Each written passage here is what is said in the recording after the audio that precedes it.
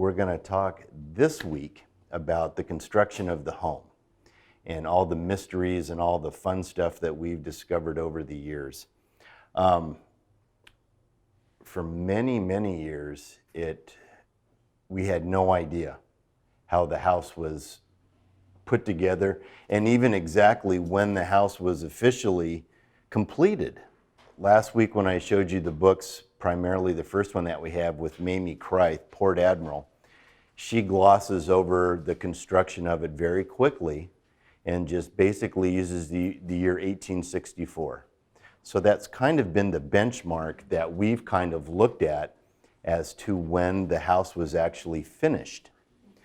Well, Tom Sitton, with his newest book, which is the Grand Venture book, he talks about it also, but he goes into a little bit more detail, but not a lot, and kind of points out that the family was living here through 1863 through 1864, but the house wasn't completed all the way in 1864. So we're going to go through all of that.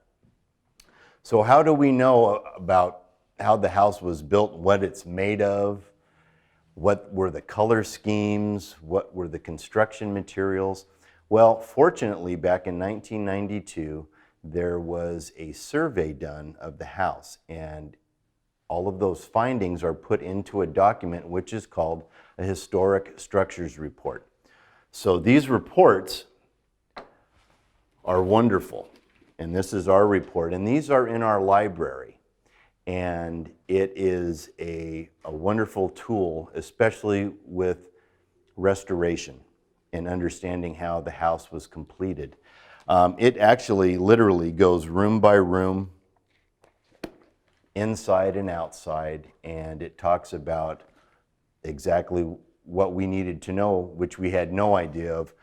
What was the material? What was the lumber? What were the paint colors? Was there ever wallpaper? Was there ever carpeting? Things like that, because they could literally go through the house and find fibers, find remnants of wallpaper, find things like that, and be able to actually put them into the report where we would know what was actually how the house looked, because we have only one picture of the interior that ever shows anything, and of course it's black and white. Yes? Who did that? The firm of Messick, Waite, and Cohen, and these were architects that came out and went through the house with, like I said, with a fine-tooth comb and then produced this. However, they weren't conclusive about when the house was actually built. They kind of banter around while other sources have said 1864, but they still didn't know because they didn't have a lot of the tools that we have today. A lot of the photographs have been recent additions to the collection that we have here. Before, in 1992, we were really limited, and we were also very limited about what information we had and where that information is. Now, a lot of the new stuff that we know about the house was actually from newspaper accounts, and like we talked about last week, we're finally looking through all these different repositories that have newspapers online, and we're able to get a better understanding about Phineas as a father, as a senator, as a businessman through these newspaper accounts, which we didn't have in the past. And it's the same thing with the house.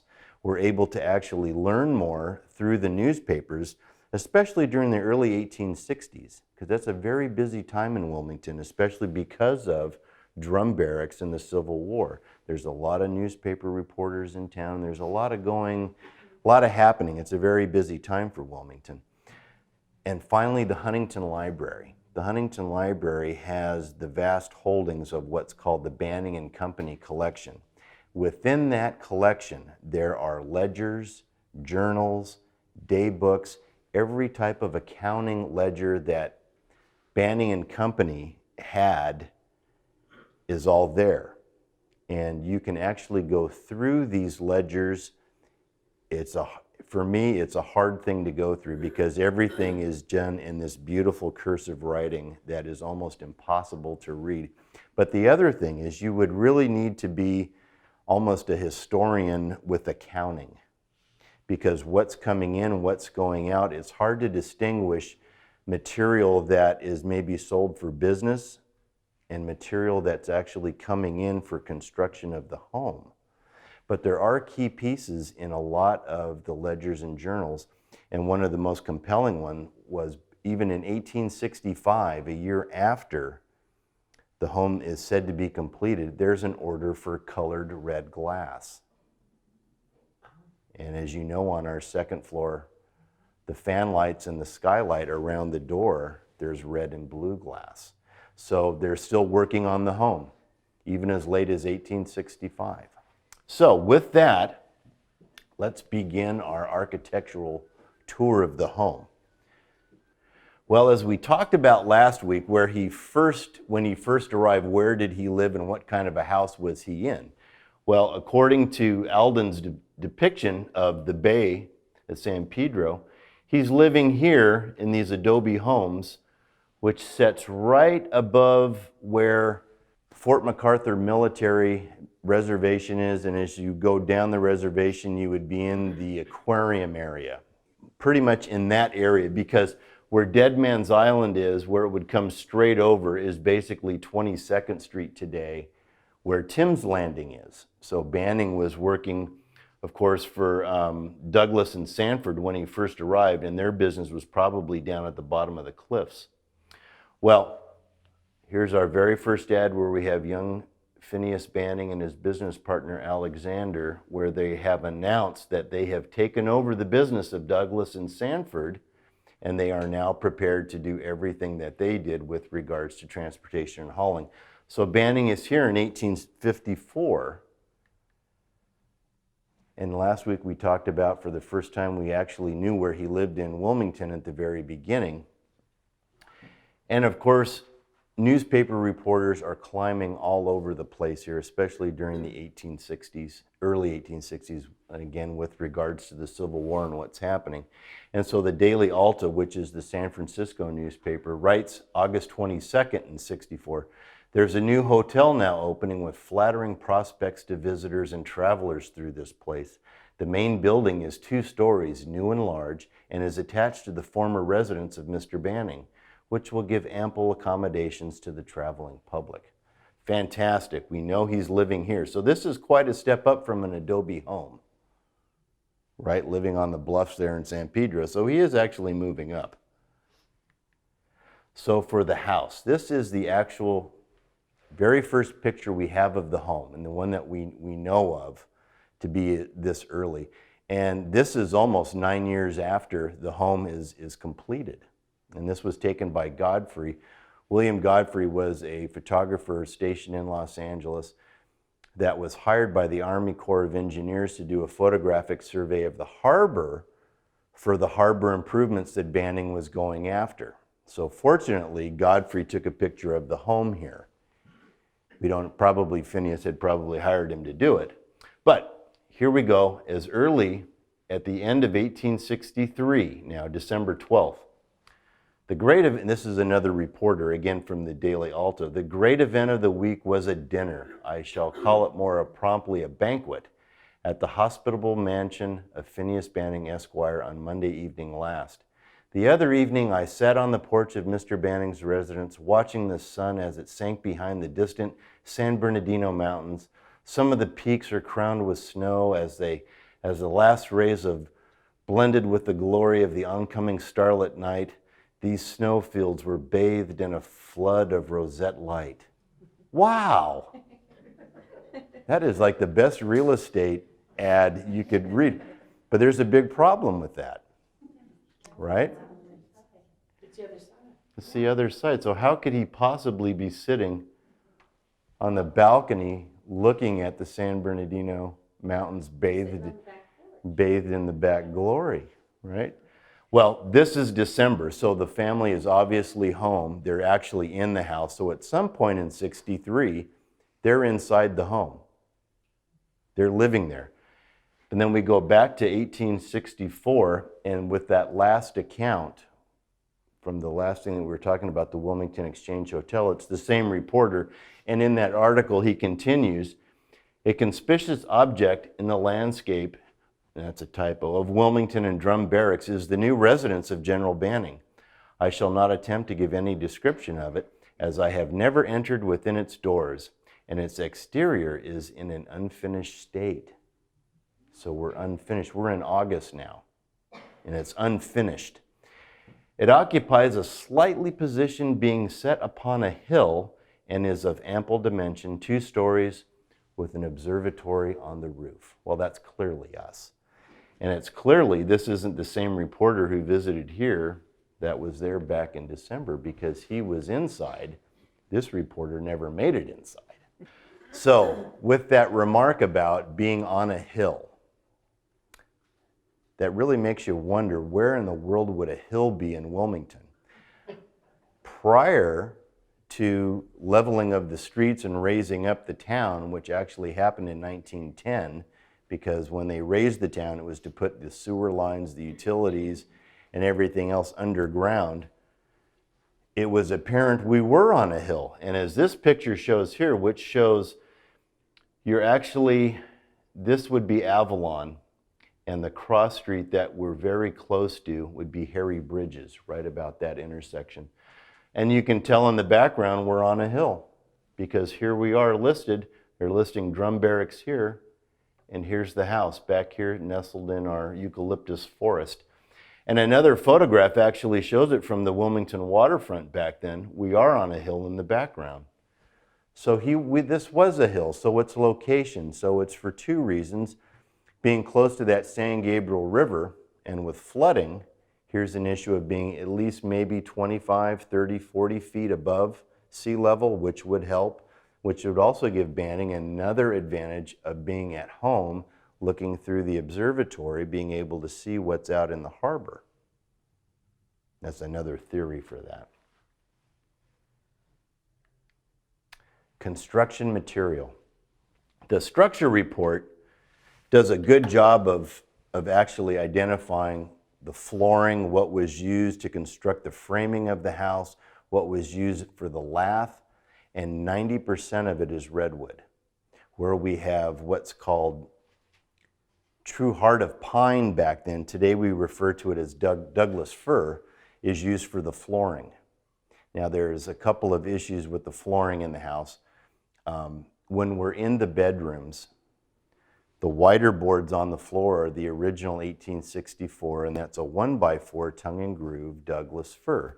Now when we're in the hallways, in the parlor and the dining room, you notice we're on a very dark cap, and that's actually going over the original floor, and that was put in by Ann and Hancock Banning. And the structure report kind of suggests that that was put in because of a fashion.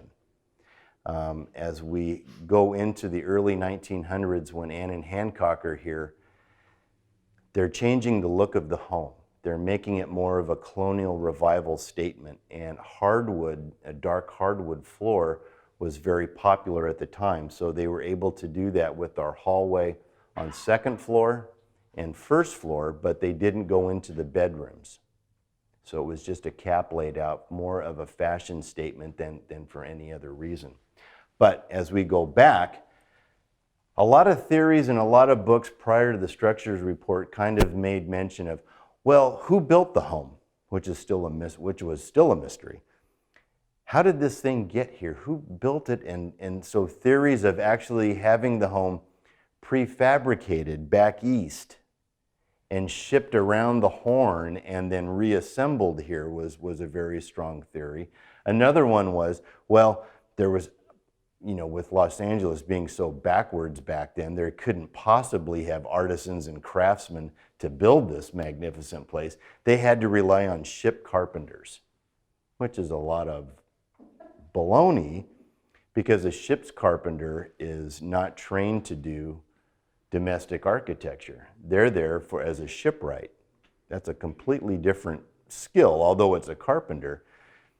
The complexity of the home, according to the structures report, really kind of abandons that. It would be too much to rely on a ship's carpenter that were here very short durations of time to be able to build this place. It just didn't make sense. But as we started looking at the newspaper accounts that are online, a lot of the ads that Banning is running, and these are all his ads, he is selling 200,000 feet of superior cedar.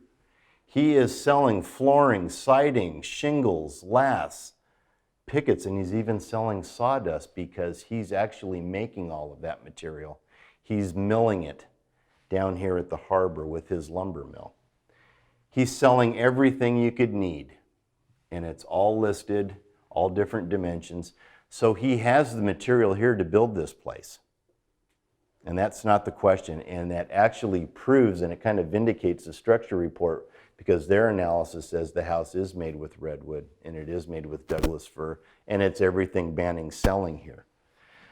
So they go back to the question again, who made the place? Who designed it? Who was our architect? Who was our builder?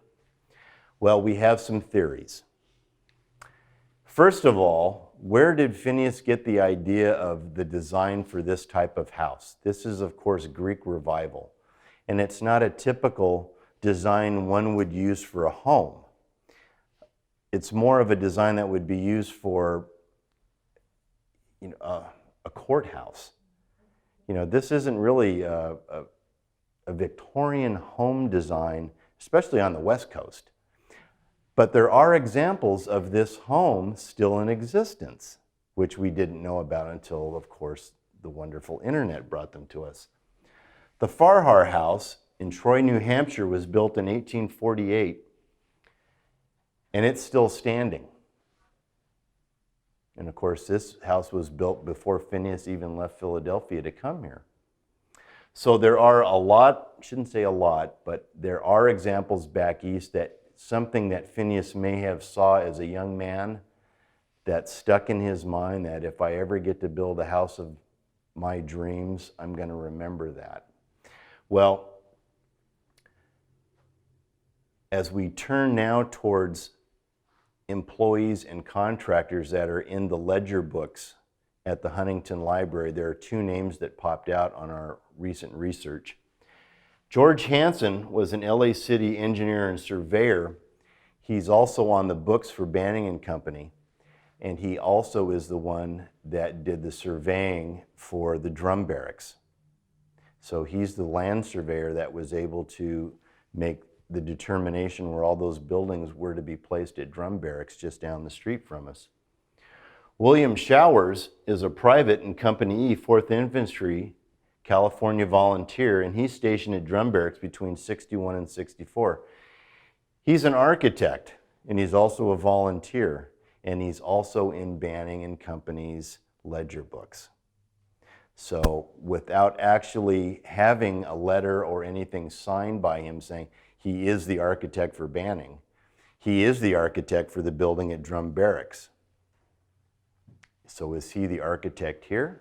Well, there's some clues that may help us connect that. This is one of the buildings which is no longer there, which was at drum barracks, and this was the commanding officers. There are similarities to this building, believe it or not, to our building. And one of the things that I want to point out to you, and it's going to be a little hard, but the window dimensions, the top of the crowns, the clapboard siding, and this railing up here were all architectural details that this house had at one point. This house, unfortunately, is no longer there. And the other interesting thing is the windmill is the exact same design of our windmill that we had in the Godfrey photo. So now let's go to the inside. This is the drum barrack staircase to the second floor. This is our staircase to the second floor. The newel posts are identical. The spindle count is identical. The tread count is identical. The tread dimensions are identical all the way to the top. So is this a coincidence? I don't think so. I think it's having our timing and having all of these resources available, and Banning doing very well with military contracts during the Civil War, the opportunity to be able to use or hire independently the architects, the engineers, and the labor force that is at Drum Barracks to be able to build the structures here. And one final thing, the flooring all throughout Drum Barracks is identical to our flooring. It's all 1x4, it's all Douglas fir, and it's all laid in the same fashion. Except we have the cap covering ours. If this was removed, we would have that. Oh, one final thing. Ceiling height is identical from first to second floor, which is just shy of 14 feet. There was a project that Banning had used the military for, which was to create a flume from the San Gabriel River all the way into town here into Wilmington to deliver fresh water from the river. And with that project, he did utilize troops to actually build this. And he was awarded the contract and was paid for that. Now, the criticism came in and he received a contract, but is then using taxpayer dollars and taxpayer troops to build this. So he was criticized for that in the paper. He countered those arguments by saying not having an available workforce to make this necessary need of providing fresh water, which was always an issue, kind of overshadowed that. So with all the people in town being very grateful for the delivery of fresh water, really kind of put his critics off to the side for that. One of the other things that we've also discovered is with regards to what is known as a mortgage marker. And these are, as you come down the stairs, this is Drum Barracks, and this one is ours. And if you notice, there's a white band that is very apparent there, but this one is just a very one material, kind of a cap. On the East Coast, it was very common to use your newel post, which is the bottom of the stair railing, to be able to put a piece of ivory at the top of the post, which was an indicator that you had paid off the mortgage or you'd paid off the marker of the home. Within the body of the newel post, when you came in, was hollow. And so the theory being you'd paid off your marker, you'd paid off your mortgage, that was then rolled up, put inside the newel post, and then capped with a piece of ivory. So when you came to visit Banning and you kind of just casually looked over and saw that little marker, you knew he'd paid off the debt on the home. And it was also called an amnesty button as well, but it just depends what region you're in. I believe that's exactly what that is. Now, we've never tried to pry that off, the cap off of there, to see if there's anything inside, but that's the theory on that. So that kind of shows you that he did actually finance the home on his own, whereas that one didn't require one because it was a military building built out of tax dollars. Now, color schemes. Can you believe it? This is what we looked like in 1864. And that's according to the Historic Structures Report. We were a creamy canary colored yellow, which would be the clapboards, with a yellow trim, which would be all of the trim along with the columns. And then of course the color palette would be around the door with our lights, and the shutters were a rose color or salmon. And actually the Historic Structure Report, when they were here, they actually took paint samples and would go all the way down to the wood, and they would pull these little cores out, which look very similar to when they pull out the sample out of a tree. When you used to count the tree rings, you could count the paint layers. And if you go back, you can almost kind of imagine you painted your house, maybe every 10 years? And so you could kind of look at the decades of what the color schemes were. So of course, the very first layer of paint, according to the structure report, was a creamy kind of canary yellow. And so, using our digital graphics department here at the museum, we were able to put that together. And just kind of as a way to look at this, when you came upon the home in the 1860s, this would have been what you may have seen.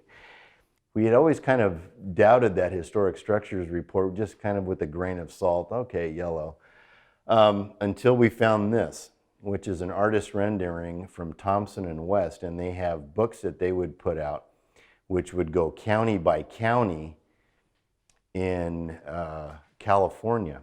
And this is the Los Angeles County book by Thompson and West, where they actually, you could ask, it was almost like a vanity press, where you could pay them to do an artist rendering of your home, and then it would be put in this book. And what do we have here?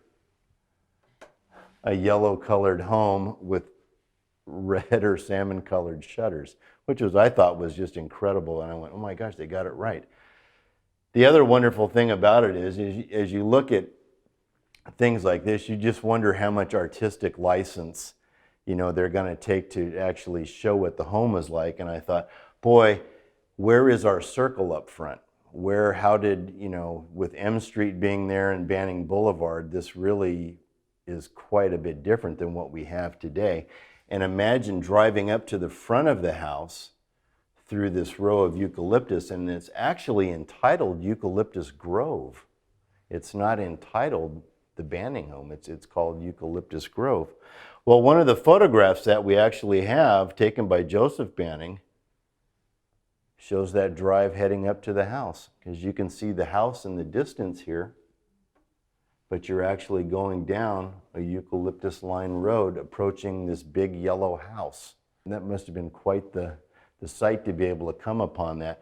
And what a way to enter the home, through that grand funnel just all the way down there. That must have just been spectacular. We have the double windows, so I would imagine this is probably going to put us into the 1880s. Well, the double windows don't come in, we believe, until Mary Hollister. Right. Mary Hollister makes that change, but when does Mary make that change? And we think that's the early 1880s, and we can kind of tie that into when Banning really comes into another large sum of money, which are the Southern Pacific contracts to extend the railroad. Home life in the 1860s. This is the only other picture that we have of just the single window up here. And this was taken by Watkins, who was doing a photographic expedition of Southern California. And this is actually off of a stereo view. So it's the double image on one card. So back to 1868 now, the same, we don't know if it's the same reporter, but it's the Daily Alta again here. Mrs. General Banning, having given birth to a son some few days since, and not being considered in any danger, died suddenly last night. So there's a report that contradicts what Mamie Christ says. In Mamie Christ's book, Port Admiral, she reports that Rebecca had really kind of suffered from that last child, Vincent Banning, who doesn't survive much longer, but this tells us she died overnight, quickly. It wasn't a lingering death. It wasn't a complication from childbirth that took months for her to go into. This happened like immediately. Which leads us to the second, just being, this is January now, and we're 6 months, 7 months later. General Banning, same Daily Alta, has built a commodious and otherwise elegant residence in a commanding position about a mile away from Drum Barracks. I partook of the general's hospitality, but the mansion appeared rather gloomy in its half-furnished and mistressless condition. His children are away, and he stays in it but seldom. So as we mentioned last week, that death of Rebecca, I think, really impacted him more than the books kind of let on, that he is this ultimate businessman who it's business first and we're going to keep moving forward. That's a real eye-opener right there. The house is half furnished, which is another indication that Rebecca's mother, Hannah, has already left. Has Hannah taken Rebecca's furnishings with her? Has Hannah taken what she considered to be her property with her, which left the house kind of in a half-kept, empty state? We don't know that, but Hannah is gone, and she has moved back up to Northern California to live with her only remaining daughter, because by this point, both of her sons had died down here. Rebecca had died down here, and she had only one living relative, which was her older daughter, which she and her family were living near Sacramento. So with that, the end of the 1860s for Banning really was one, like we talked about last week, which was just the most, I think, demanding decade of his life. You know, he has developed this town, he's developed this house, he has a home, he has a family, he has wife, he has children that he's brought in and has lost, and now he's lost his wife.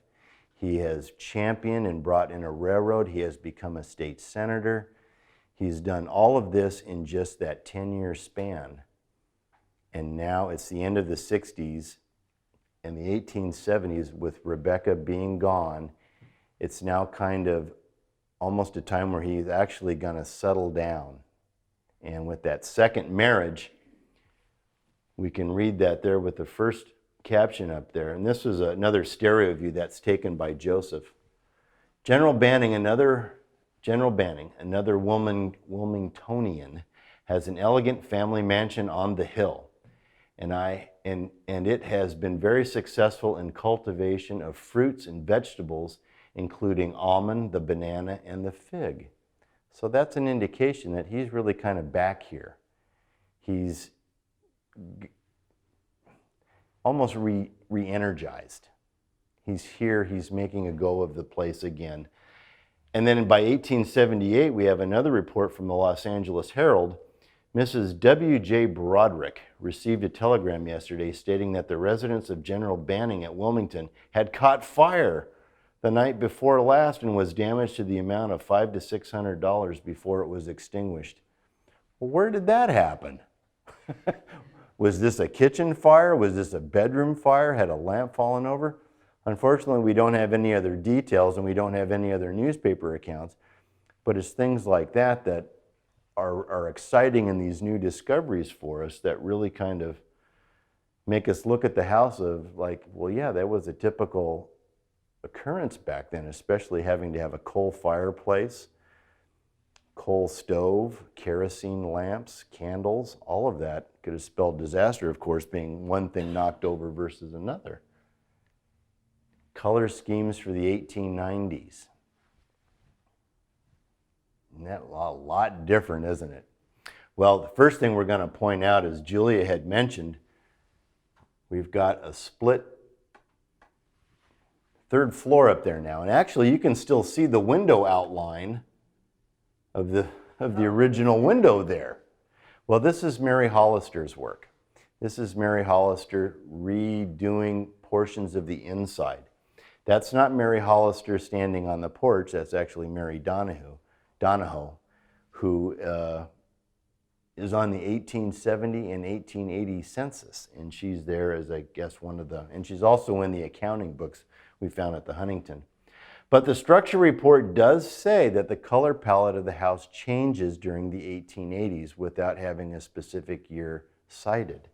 So we go, according to the structure report, with a light brown clapboard and a dark, what they call a golden brown trim, with the columns retaining the canary yellow. The shutters, they indicate, would have been a darker, they would have lost the red, so the shutters no longer are red, but are a match to the color palette of the clapboards. Fortunately, we didn't lose the colored light, but this is also another wonderful photo to point out, and it's hard to see. The second floor door and the first floor door were identical. So when the house was built, those two doors were the same colored glass, the same dimensions, and that's true because of being Greek Revival. Everything is balance. Everything is the equal amount parts. The symmetry for Greek Revival architecture is all about equal numbers and balance. However, as you know by today with the home, that front door looks absolutely nothing like the second floor door, Well, that's because we've gone through 4 different door configurations on the first floor alone. When did the first one happen? Well, we're going to show that. North elevation. So this is actually the back of the house. And our graphics department ran out of time to color this one. So we're just going to go black and white. So if you had been here in the 1880s, it's quite a bit different than present day. Most notably, the back of the house was the laundry area under here, and the second floor was domestic servants that would have been able to take the stairs through a configuration in the house, and then this cover right here was actually a cover for stairs to get into the second floor to be able to attend to the second floor needs. This right here was an open balcony. Today we know it as a closed-in kitchen, but here's your balcony to be able to look at the San Bernardino Mountains and be able to see that bathing, beautiful light of red cascading over the snow-capped San Bernardino Mountains. So here was the area that this reporter and General Banning spent time on after dinner. The other thing that you'll note is our kitchen didn't have access through the back like we have today. When you come out of your tour, you come out down here. But back then, the kitchen actually had a whole nother separate wing attached before the sunken patio was put in, where it was an open-air pantry kitchen to help cool the kitchen. At the same time, you would be able to actually come and go through this. The door that's here is still the same, and this was the coal chute. Now, the other big difference is with regards to the stairs to the back door. It was flush towards the kitchen, whereas today it's flush towards the laundry room, and they're brick, and they're wooden back then and wooden here, and they're brick today. And those brick steps, we believe, were put in by the Army Corps of Engineers that also put the brick steps at the front of the house for many years. West elevation. So this is this side. So this is where the moat is. So back to Greek Revival and equal amounts. So we have an equal window count. We don't have windows in the nursery or the general's office. That is going to come later after Ann and Hancock start making changes to the house. Today you'll notice we do have windows, and we have an extra one put in the family living room. We also have the addition of the conference room, which was used as an apartment, which took the laundry back up to a 3rd level. And also, we have this moat that is put down here at the bottom, and this was also put in at the time that they were digging out the downstairs for the sunken patio. And we'll get into that with Ann and Hancock. East elevation, this is our patio side. So again, window count. Originally, there were no windows at the parlor and at the master bedroom. There was a window in what we know today, or what we interpret today as the first restroom or the first bathroom in the house. That was actually a full room. If you were to take out the walls, it actually makes an identical room that is almost the same dimension as the master bedroom and Mary's room. There would have been 3 rooms of equal proportion up there, or close to equal. That they guessed to be the dormitory, which if you had the 2 master bedrooms on each end, in between that, the babies would have been kept until they were old enough to have a room, share a room, have their own room on the other side of the hallway. So that room, that bathroom window, is an original one. And then, of course, we've got Mary's and then the hallway window. Same with down here, you've got both dining rooms and 1 parlor. Now, the configuration for the kitchen, as we talked about, was an open-air pantry kitchen, which made it much bigger, and stairs going up. And to get to the 2nd floor, servants' quarters, there was an outside staircase that went up to the outside. Today, of course, our kitchen is all boarded in. We have our patio, and we have our third floor up here, and then we also have a cover over the balcony, which isn't shown there. Now, fortunately with Joseph Banning, his photos actually help to verify all of that. So as we look at one of Joseph's photos, we can actually see the open air pantry kitchen, the ghost in the window, staircase going up to the second floor, the balcony, and the covered stairs, which would lead from the second floor all the way up, well, second floor laundry to second floor of the main house. So when you're going up to get your keys, when you go up those back stairs where the bulletin boards are, back then you would have been able to make a right turn and then go up those covered stairs. That's how the stairs works. At the bottom of that landing, you'll notice there's a window behind the door. And you'll also notice a real kind of a funny bulge in the carpet there, because those stairs go actually all the way down into what is Cherokee's office, or the laundry room. So in the laundry room, in Cherokee's office, there is a closet on the west side. If you open that door and look in, you'll see this, what's all covered up, the original stairs that goes from the laundry all the way up to that landing where the bulletin boards are. Then you would have made your right turn right in there and then headed up another set of stairs. But unfortunately, all that's gone and covered up. But that's how you got from the laundry room to deliver fresh linens, clothing, whatever, up to the second floor bedrooms. So thank goodness for these photos, because they are a tremendous asset to us. Home life in the 1880s. When we get into the barn lecture, we're going to go all through all these wonderful barns back here, but this is actually our parking lot today. And so we're probably about out in the middle of PCH to take that picture. Mrs. Banning of San Diego,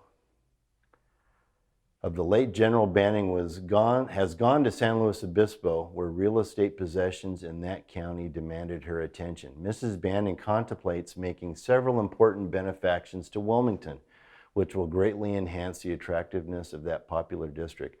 That's May 25th, 1885. He hasn't been gone very long before she is already gone and in San Diego.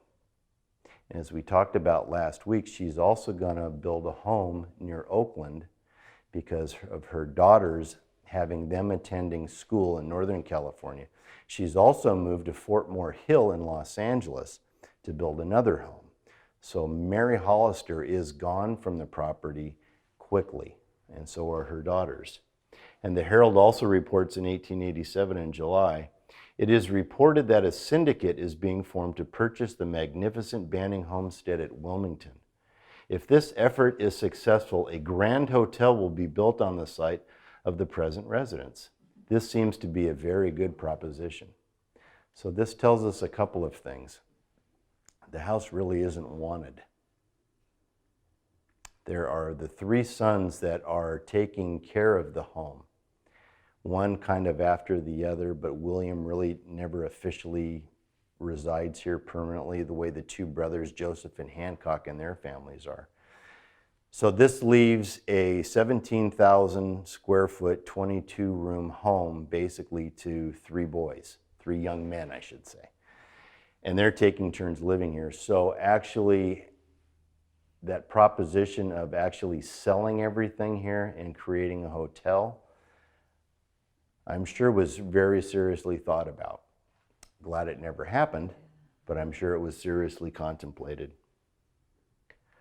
Well, after Phineas's passing in 1885, as we just mentioned, the three sons do take turns living here, and the first one is going to be Joseph and his new wife, Catherine.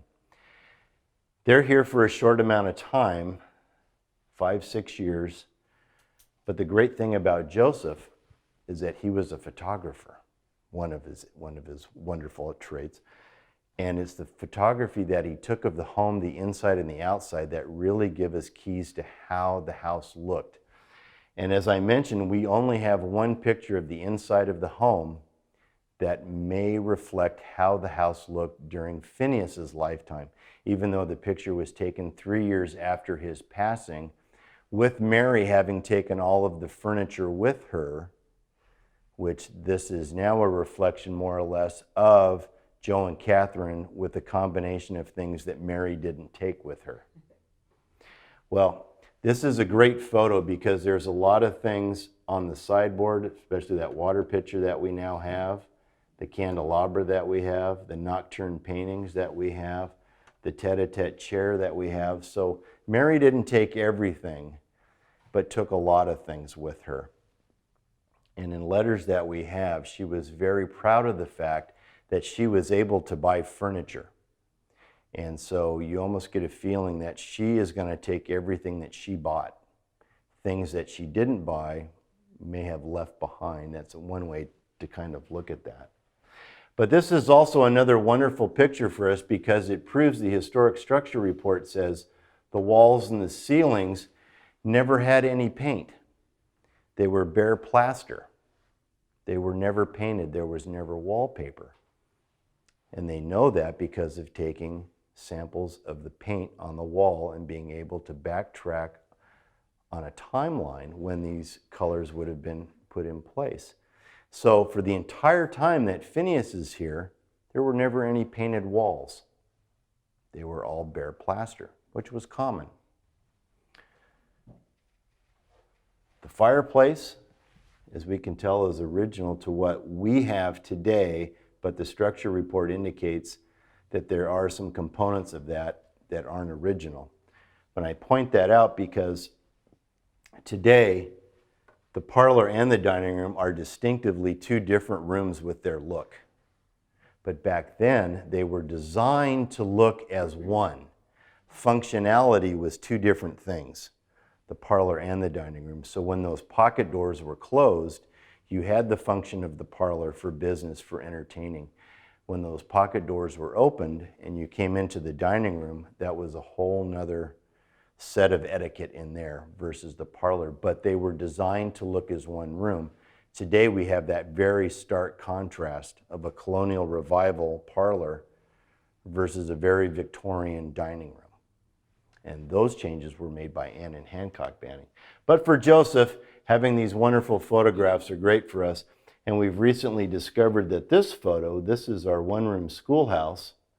If you blow that picture up, you can actually see dishes, milk cans, all kinds of things on that porch that indicate at one point, yes, that indeed we believe was the milk house. And the other great thing is that young woman on the horse is Mary Banning, the daughter. And that gentleman standing in front of her, we're trying to figure out if that's her husband, which would be Wilt Norris. So we are looking at that because we know what he looks like now, and we're looking and spotting him in other photographs. So that's going to be an exciting one if we can tie that together because we have no idea what he looks like. The Andrew Young family. After Joe and Catherine have left, and I should have pointed out that they also do a couple of very important things with regards to utilities. The structure report gives them credit for bringing in gas and electric and plumbing. So for the first time, the house is now plumbed with running water and has that really kind of the fad of electricity. And as you go up the back stairs to the second floor, if you notice those fixtures on the wall, it's a combination gas and electric, because electricity was just a fad back then. It wasn't going to last, but gas would be forever, just like kerosene. So with the Andrew Youngs, this is another sign of the boys not wanting to be here. And they're here for a long time, 1894 to 1906. Good 11, 12 years they're here. And another wonderful thing about the Youngs, somebody in that family was crazy about photography because we have photo albums full of pictures of the Youngs on the property here. And it's just the mundane everyday, but it's great because it shows the house in the background at many points. So here's a wonderful picture, the front of the house, with all of these new utilities at the side of the house. So that really is a great picture, just looking at how they were starting to look at the downstairs area. Just another picture of the front of the house from the Youngs. And we're still in that brown color scheme. Another great one showing the side of the house prior to the patio with all kinds of utilities here going up. This has now become a bathroom. It's no longer the dormitory, and we know that because of the ventilation pipes above the bathroom there. We can also see that we've got our windows added. So that's another indication that tells me the French doors have now been put in on the first and second floor balcony. The porch, the front porch and the second floor balcony have French doors, but originally they were double hung windows. So not to throw these windows away, they simply just stuck them on the sides of the house and gave windows and light to the general's office, the nursery, the master bedroom, and a second window for the parlor. So those were all put there.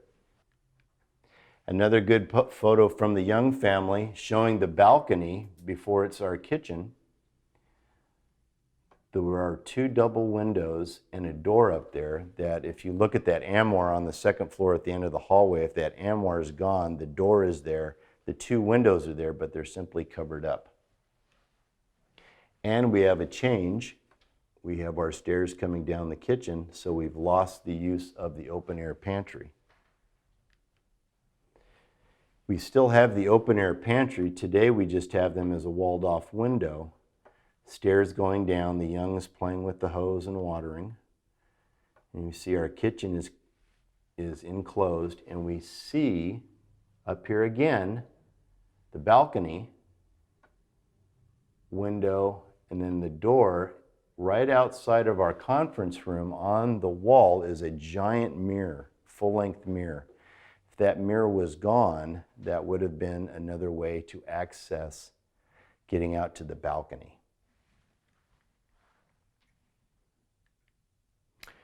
We also used the Young family photos with our recent restoration out front, which was done when we put in the transportation exhibition downstairs.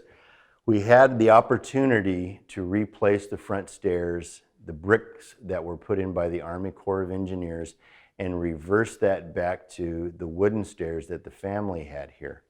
And with the help of photos like the ones the Youngs had left us, we were able to recreate these stairs without any drawings, simply through photo enhancement. With blowing up these photographs, we were able to know how many boards, the count, the width, dimension, all of that. And so those photos were actually a great, great help to us. Also, these windows, which we knew, and this is the first picture we have of the house being painted white. And we also have a changed out front door, which is a double door. But over the years, they had simply covered these windows with these cement discs. And on the inside, they were simply bricked over. And so while we were working out front, we asked one of the workmen to pop out one of those bricks just to see what was behind there. And sure enough, the original windows were there from 1864. So we talked to the city, and our friends group gave us a little extra money to help with the restoration of the windows.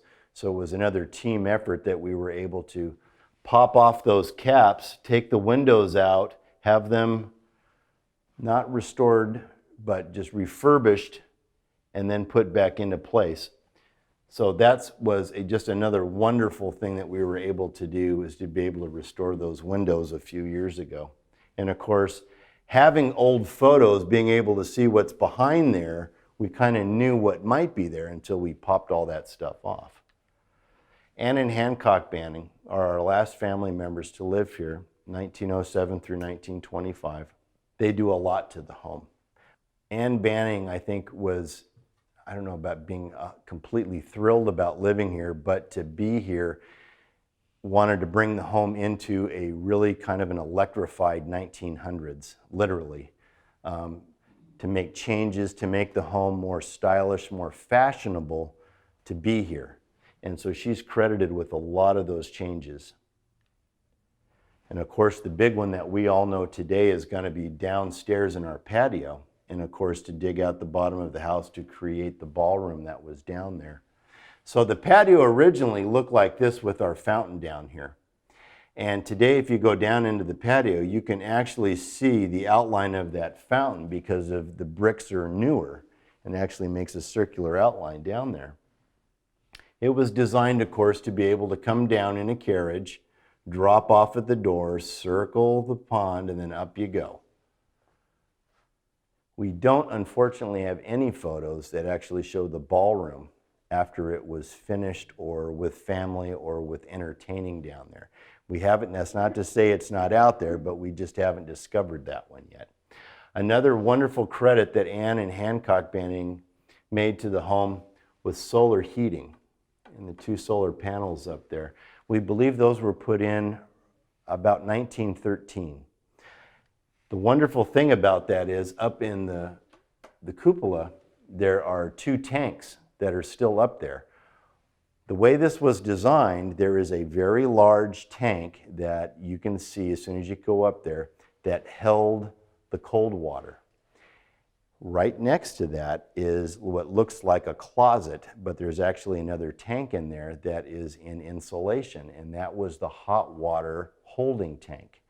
The way this worked, when you were in the house and you called for hot water and turned on the faucet, the hot water would release from the hot holding tank in the cupola.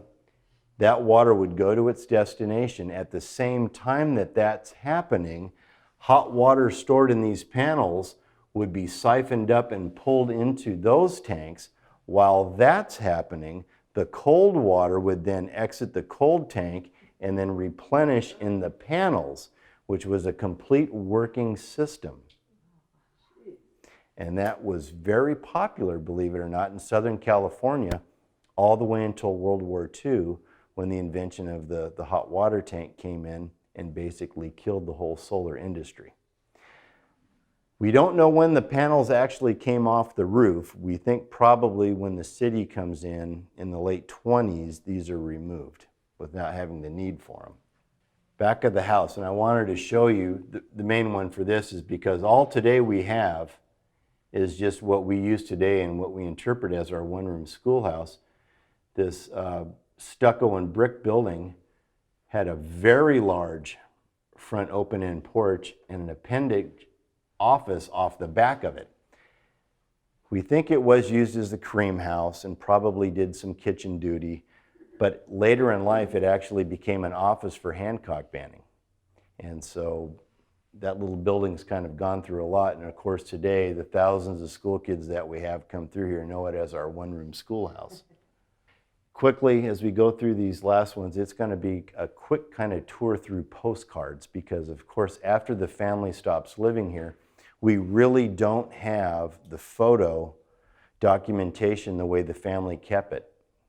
Without having anybody here, it's really a hard look at the house because we don't have the photo record anymore. But what we do have, believe it or not, are postcards that were done from the house almost through every decade up until the present.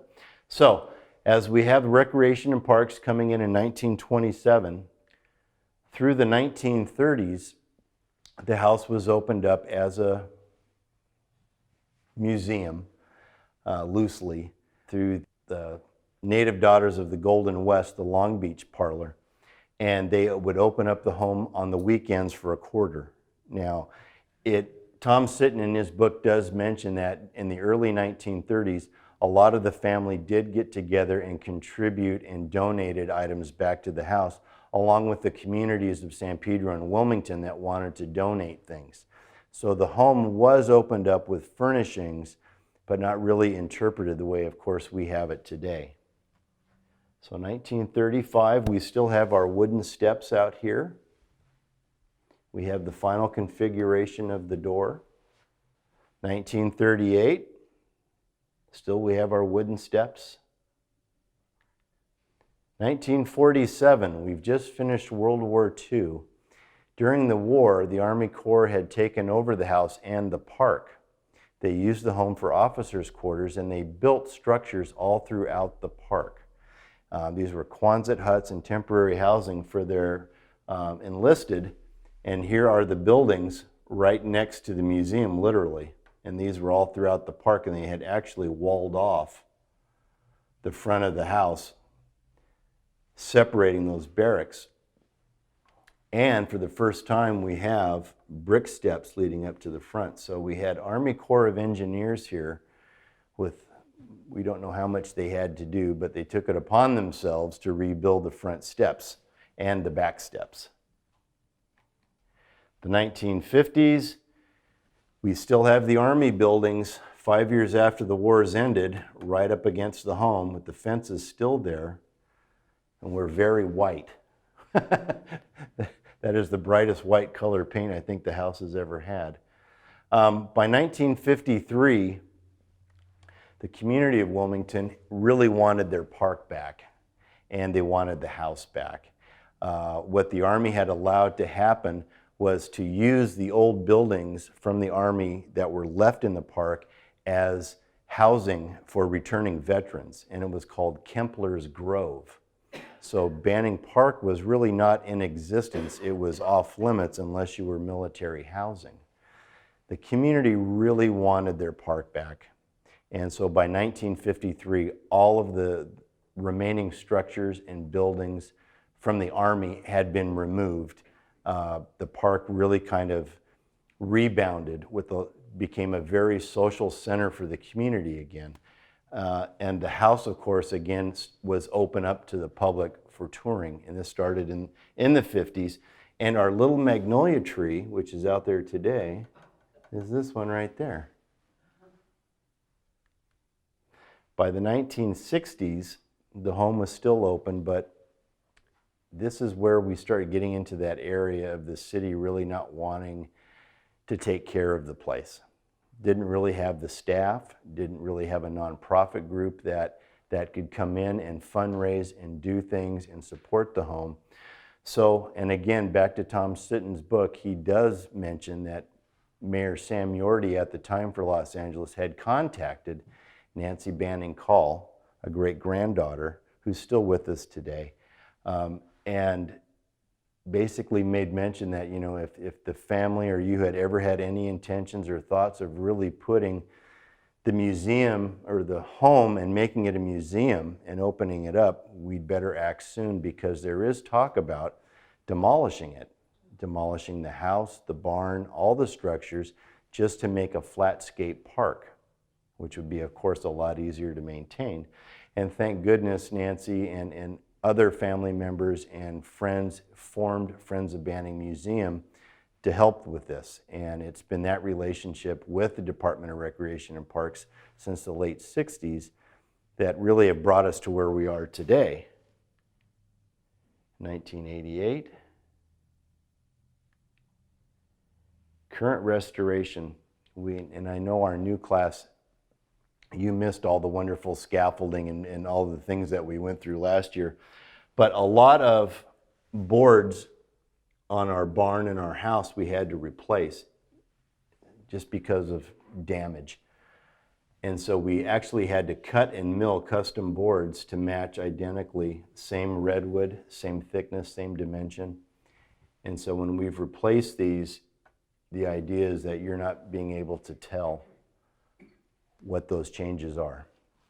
And we were also able to do that at the front of the house. And believe it or not, we had that scaffolding up 8 months. Our touring docents know that all too well. This was one just final thing that we were able to do. This area right here, which is called, what we're actually looking at is this platform here, which is a cornice that goes from top down here. The rain would hit this and then roll off down to the bottom.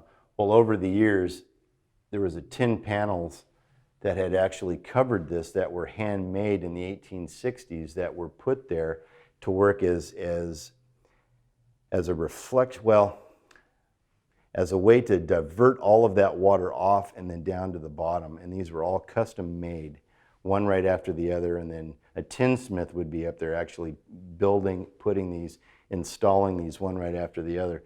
They were beyond saving. Many of them had just had rusted through, so all the water was basically going into the house. So we had to change that, and we actually had examples, and we were able to save some of them. And the city was able actually to come in and actually replicate the exact configuration of these individual panels, and we put them all back the way they were, but brand new. So that was really kind of rewarding to see that we didn't compromise and just put one solid long piece of flashing down there. We were able to actually go back and recreate what was there. And here's all of the surviving, well, the main surviving person would be right here, and that's William Banning, the oldest son. And this is a picture that was taken kind of at the turnover from family to city in the early 1930s. And on his lap is Nancy Banning Call. And Julia, your father is, here's Julia's dad, and who actually lived here for a short time. So with that, I know this was a long lecture, and thank you so much, and I appreciated talking to you, and if you have any questions, I'm happy to answer them.